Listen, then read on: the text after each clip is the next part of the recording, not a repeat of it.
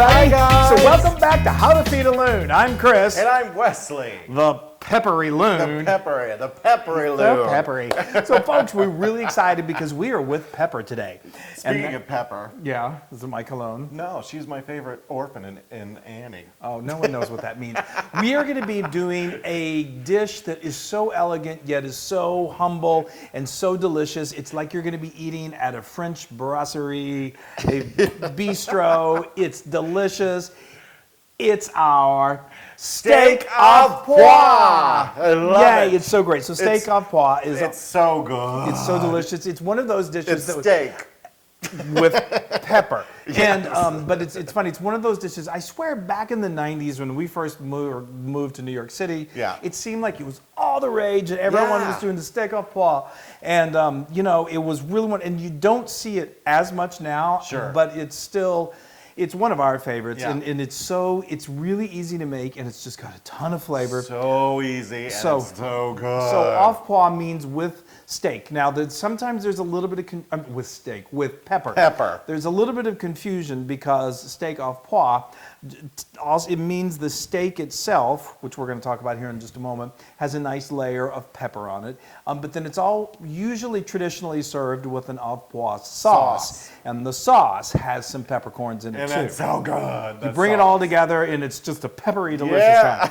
So let's talk about. Let's get these. So let's steaks go back going. to the '90s and make some steak au pois. No, let's not go back to the '90s. I love them, but they're gone. Anyway, so now we are going. Well, yeah. Well, unless we're doing steak au pois, then we can go back. So let's talk about these two steaks. Look at those hunkers. These are beautiful. Excuse me. These are beautiful. These are New York strip steaks. And I think they're 12 ounces each, aren't they're they? about 10 to 12 ounces. If you can't, New York, it depends on where you are in the world what they call this cut of meat, but it's like a top sirloin, whatever your favorite cut of meat, whether it's ribeye, but just get a nice quality piece of meat. So good. And what we did, okay, so what I want you to do is first of all, we're going to season these steaks, both tops and bottoms, with some salt. So if I'll do that. You do that. Let's do that, and then let's start also talking talk about this pepper. the au pois. The pepper that you did. Yeah. So now what you're going to want to do is as you probably know, pepper does pack a little heat, and if you get too much pepper, it may pack a little bit too much heat for you. So make sure you're doing. I have had some steak au pois in some restaurants, and it was super very spicy. peppery. So you got to be. What's the word? You maybe a little conservative with this. You don't want to be too overly aggressive because you could blow someone's head off. But anyway, so what we need to do is you're going to get these whole black peppercorns. They have all different types of peppercorns, but we really love the traditional black. Yeah. And then you need to kind of pulverize them. You need to break them down a little bit. There's multiple ways you can do that. Another throwback to the '90s. Remember when the really big craze was to get your coffee grinds, and I'm going to grind my coffee. Your coffee beans. I can't talk today. Your coffee beans, and then and you get your that grinder, and you're like, everybody was doing it. It's like, we're just going to grind some beans. Oh, yeah. And you know, like vanilla. Yeah. And then they started having coffee makers that had the little grinder in it, so you could set it, and you'd hear it in the morning, and then it would make it. You know, and that's great because it's fresh. But then it kind of, you know, now everyone just. But we pushes saved our coffee grinder. Well, because they became, who knew, they're the equivalent to a spice grinder. Yes. Now they really are spice grinders. So just, you know, you clean it out and it's spice. If it's still got a little coffee residue in there, that's great. Hey, adds to the So steak what we flavor. do is we get a half a cup of whole black peppercorns, and we put them into our spice grinder or our old coffee maker. Or you put them into another coffee grinder. You put them into a large Ziploc bag.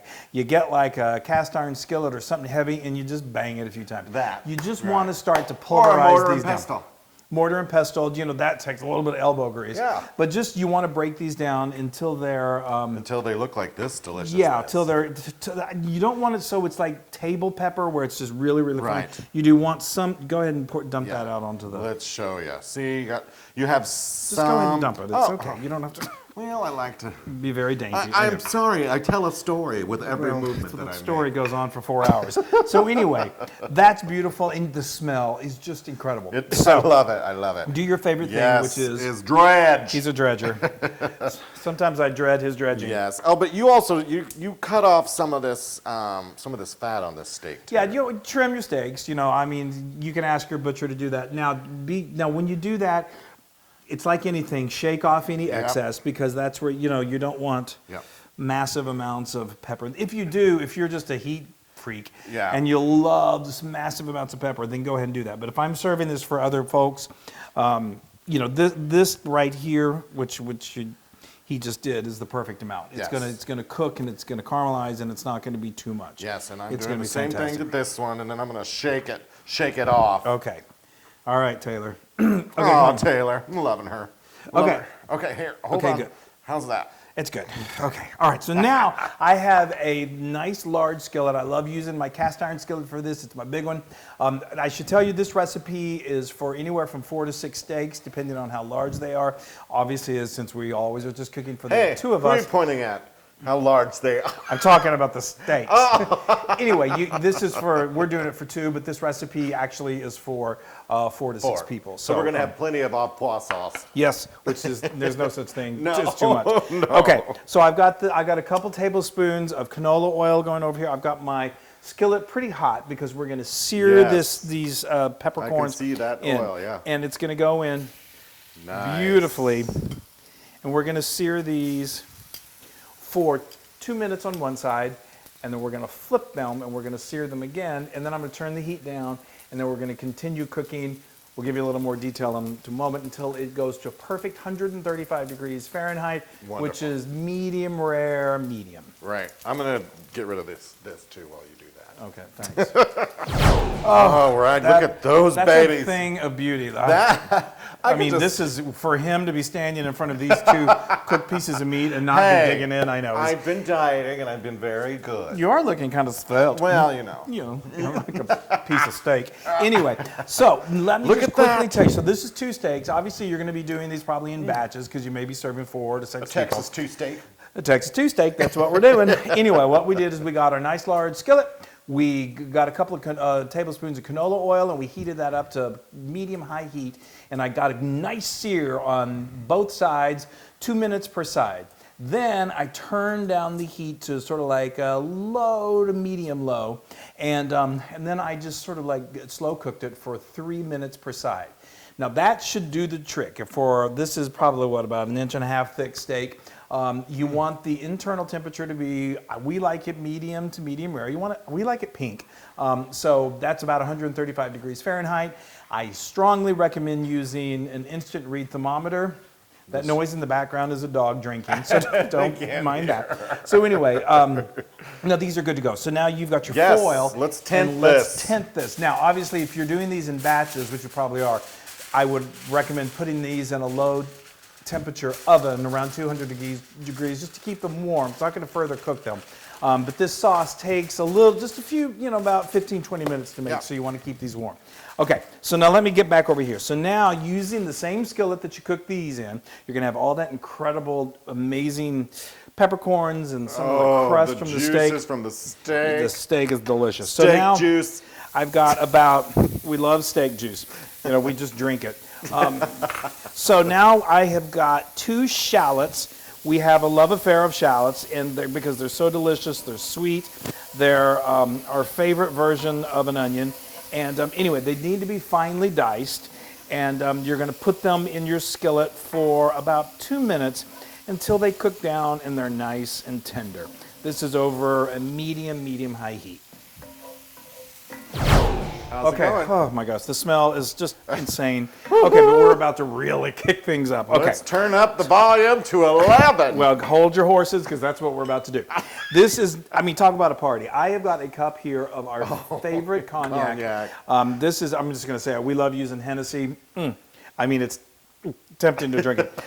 You may think, this is a cup. So you may think, a cup of Hennessy, that's what's, but look, this is one of those special meals that it's it it's tastes worth the quality. And plus all the alcohol goes outside. Well, yeah, but we don't really care about that. And then I've got a half a cup of just some nice, robust Wine. red Ooh, we are wine. having a party. I'm telling you, it's a party. Woo, go over and smell it, and you get kind of, wow, I'm feeling good. Anyway, no, we're kidding. So now this is going to come to a really pretty much of a boil, and I'm going to simmer this now for about 5 to 6 minutes, and what will happen is it starts to reduce to almost a quarter of a cup, and it just becomes this concentrated and incredible flavor, and we're just getting started. Yeah, that's the first round.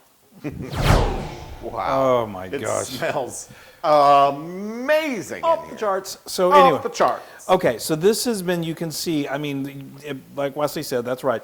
The alcohol cooks out and it reduces into this incredible, almost like a glaze, sort of like, and it's incredible. So I'm amazed that Chris just said, like Wesley said. I know, it's shocking, isn't it?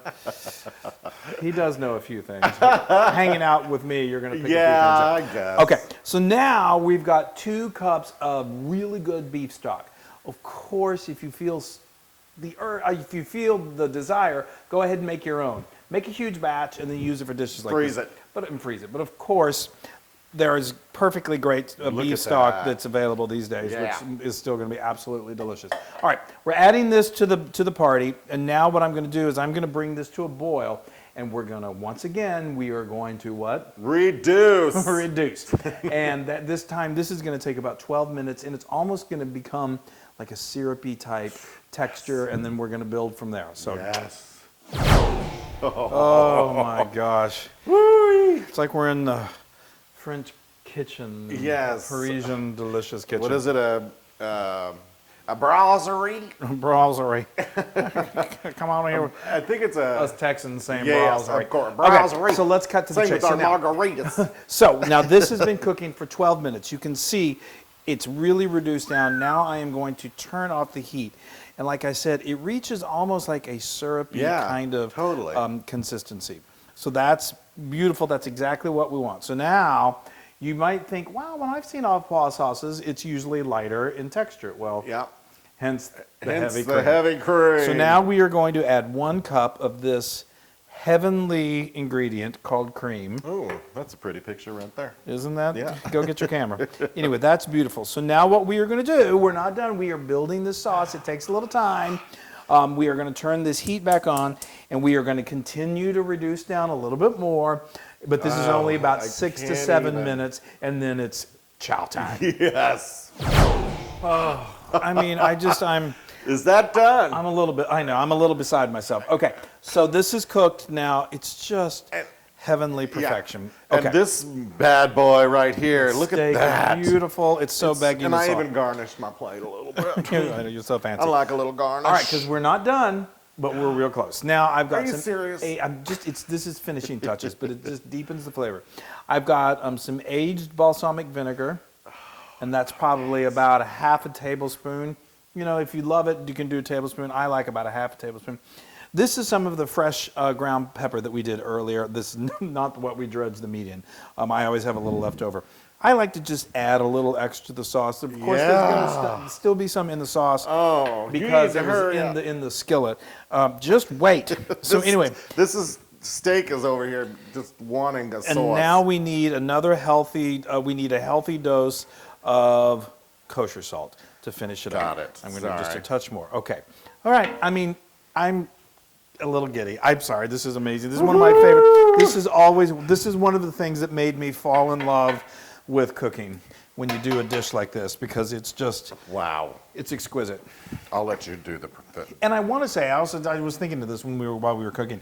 I don't mean that this has gone out of style. It's still very popular. It was just so popular in the 90s. Just like I wasn't making fun of, like, people still use coffee grinders now. It's not like that's like silly. Steak au pois will never go out of style for me. And could you use your hand so it doesn't drip all over my plate? Like, put it right underneath you. I don't know what you're saying. Go. There you go. You want to burn your hand? No, I want my plate to be nice and clean. Oh, thanks.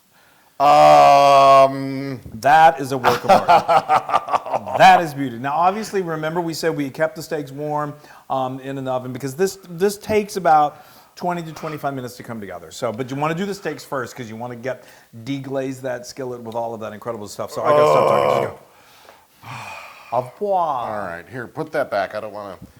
Oh yeah. Oh, and of course, this is beautiful served with. Then put this sauce in like a little bowl next to it, and pass it at the table because believe me, I'm going to cut down the middle, Chris, to make sure that you cooked my steak properly. After all these years. Perfect. That's perfect. Oh, I love it. Look at that. That's exactly how I like my steak. He likes it medium. Lovely. Oh. Okay. I am. Wow. I can't take that whole piece. Yeah, I can. Let's do that. I'm not even going to say anything. Okay. Now make sure you want a little. Oh, see, I took the sauce away. Here, I can just. Okay, good. All right. Hey, Chris, I'm having a moment with a piece of meat. Yes. I die every time. I die a little death with every. I know, it's amazing. It's the thing dreams are made of. That's a good steak. It's a good steak. What about the sauce? Amazing. Lord, how do you do this? It's the French. I mean, I take what they teach and I share it. I love this because we didn't like overly coat the steak with that pepper. It's not too much. No, it's just perfect. It gives it just a depth of flavor. It's another one of those things that's just like, it feels good. You feel the warmth, but it doesn't. It's not like. Oh, and then that sauce has just enough sweetness. It's like the actually. Well, it's the shallots. Yes, exactly. That's what I'm trying to say. As things reduce down, it pulls out the sugars Yes, and sweeten a little bit. But. Yeah, but it's a nice contrast. Not a contrast, but it benefits the steak. That's what I'm trying to say. I can't tell you how much I want to shove this whole steak in my mouth, but I won't do it because I'm a proper. Yeah, well, that's a visual they'll never lose. And this also, I wanted to tell you that this is 100% Loon approved. It better be, my God. If it isn't, I'm going to throw you out the window. Oh. All right, I got it. I can't. You guys, it's so good. This just brings back such beautiful memories. That is a perfectly cooked, I know, delicious. It's just steak that it's nicely marbled. New York strip is fabulous, but again, use whatever your favorite ribeye is great. Oh, I can't even let you eat by yourself.